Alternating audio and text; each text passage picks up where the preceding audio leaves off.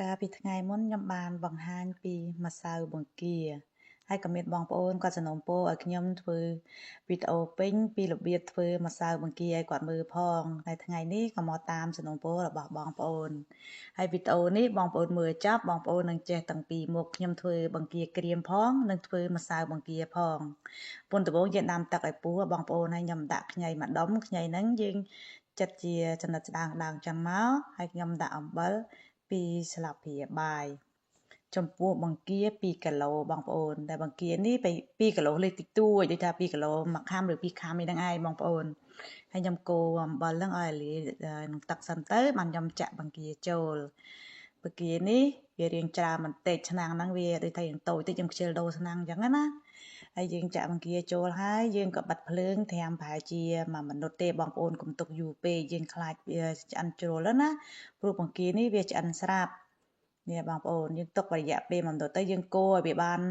សព្វល្អជាមួយនឹងទឹកទៅយើងស្រង់ឡើងហើយបងប្អូនហើយនៅបន្តិចនេះទីខ្ញុំចាក់បង្ហើយខ្ញុំក៏បិទភ្លើងទៅបិទភ្លើងហើយយើងក៏ស្រង់វាឡើងបងប្អូនរយៈពេល1មិនិតឬក៏2មិនិតបានហើយកុំដាក់លើសពី2មិនិតឲ្យសោះតែចឹងវាអស់សាច់ហើយបងប្អូន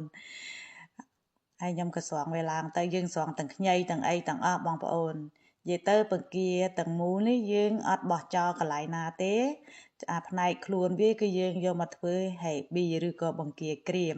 ហើយផ្នែកក្បាលយើងយកមកធ្វើម្សៅបង្គាបងប្អូនហូបឲ្យអស់ថ្លៃសន្សំចាយបងប្អូននិយាយទៅម្សៅបង្គានេះបងប្អូនអាចយកហូបមួយបាយក៏បានបងប្អូនយក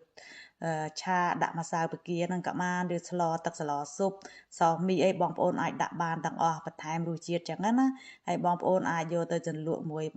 ម្ជូរដូចជាម្ជូរស្វាយម្ជូរអីជ្រលក់ទៅឆ្ងាញ់បងប្អូនហើយបង្គាហ្នឹងអាក្បាលវានេះគឺខ្ញុំយកទៅកាត់អាភ្នែកវាចោលបងប្អូនយើងអត់ទុកទេណាយើងយកតាផ្នែកតានិយាយទៅមកប្លោះក្បាលវាទេអាស្រួចអីយើងកាត់វាចោលទៅបងប្អូនអាភ្នែកវាកុំយកតែយកទៅពេលយើងកិនទៅវាខ្មៅហើយវាលៀងល្វីងអញ្ចឹងណានេះហើយខ្ញីយើងស្រង់វាឡើងមកទុកវាជាមួយនឹងអាក្បាលដែលយើងយកទៅដើម្បីយើងយកអាលីងយកទៅអាំង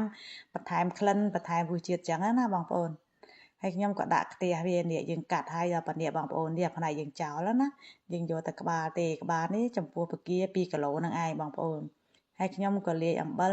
1ស្លាបព្រាបាយស្ទើណាបងប្អូនកុំដាក់ច្រើនពេកខ្លាចវាប្រៃអញ្ចឹងណាតែបើបងប្អូនចូលចិត្តរសជាតិរៀងប្រៃបន្តិចបងប្អូនដាក់1ស្លាបព្រាកំពុងទៅតែខ្ញុំដាក់ប៉ុណ្ណឹងល្មមបងប្អូនព្រោះបង្គានេះក៏មានរសជាតិប្រៃស្រាប់តែយើងស្ងោរក៏ដាក់អំបិលតែចឹងយើងខ្លាចប្រៃជ្រុលណាបើបងប្អូនអត់មានម៉ាស៊ីន air fry បងប្អូនអាចយកដាក់លើខ្ទះហ្នឹងអាលីងវាឲ្យវាឈ្ងួតទៅក៏បានដែរបងប្អូនតែខ្ញុំរវល់ខ្ញុំក៏ដាក់ម៉ាស៊ីនអាំងទៅវាដូចថាយើងមិនបាច់ទៅឈរក៏ឆាវាអញ្ចឹងណាខ្ញុំដាក់អាំងរយៈពេល40មិនិតឬក៏50មិនិតទេមិញក៏ភ្លេចទៅបងប្អូនយើងអាំងឬមួយក៏ឆាឲ្យវាឡើងក្រៀមស្រួយស្រាប់អញ្ចឹងបងប្អូនមកយើងបុកទៅហើយអញ្ចឹងយើងទុកបានយូរបើយើងទុកអាំងអត់ឈ្ងួតល្អឬថាអត់ស្រស់ទឹកល្អទេហើយយើងទុកអត់បានយូរអញ្ចឹងណាហើយខ្ញុំក៏បកអាសបកវាចេញទៅបើបងប្អូនចង់ទុកសបកហ្នឹងក៏បានដែរតាមការចូលចិត្តទេណាតែយើងខ្លាចវាដូចហូបទៅឆ្លាក់អីអញ្ចឹងណាព្រោះសបកវាស្រួយខ្លាចមុតមាត់ខ្ញុំបកវាចេញបងប្អូនហើយខ្ញីដែលយើងដាក់ចូលមិញហ្នឹងយើងអត់យកទេយើងយកតែទីបកាទេបងប្អូនហើយយើងយកទៅបុកយកទៅកិនអីទៅបងប្អូនអត់មានម៉ាស៊ីនកិនបងប្អូនអាចប្រើត្បាល់បុកយើងបានបងប្អូនហើយដូចខ្ញុំប្រាប់បងប្អូនអញ្ចឹងម្សៅបកាមួយមុខនេះបងប្អូនអាចយកទៅឆាជាមួយម្ហូបក៏បានយើងដាក់ដូចជាប្រើម្សៅស៊ុបខ្នុរអញ្ចឹងណាបើយើងអត់មានយើងជំនួសហ្នឹងបានបងប្អូនឬមួយក៏បងប្អូនអាចយកទៅហូបមួយបាយដូចជាយើងហូបជាមួយធ្វើជាសាច់បាក់យ៉ុងអញ្ចឹងណាបងប្អូនគឺឆ្ងាញ់ណាស់ប្រហែលខ្ញុំនេះគាត់ថាគឺឆ្ងាញ់មួយយ៉ាងជាមួយនឹងសាច់ជ្រូកបាក់យ៉ុងហើយអានេះគាត់ថាស្រួយសឹបមិនបាច់តាពីទៀតឈ្ងុយទៀតឆ្ងាញ់ណាស់បងប្អូននិយាយលេងសើចអីខ្ញុំអត់ចេះតែអួតទេបងប្អូនអាចសាកល្បងធ្វើតាមខ្ញុំបានហើយម្សិលមិញហ្នឹងខ្ញុំក៏បាន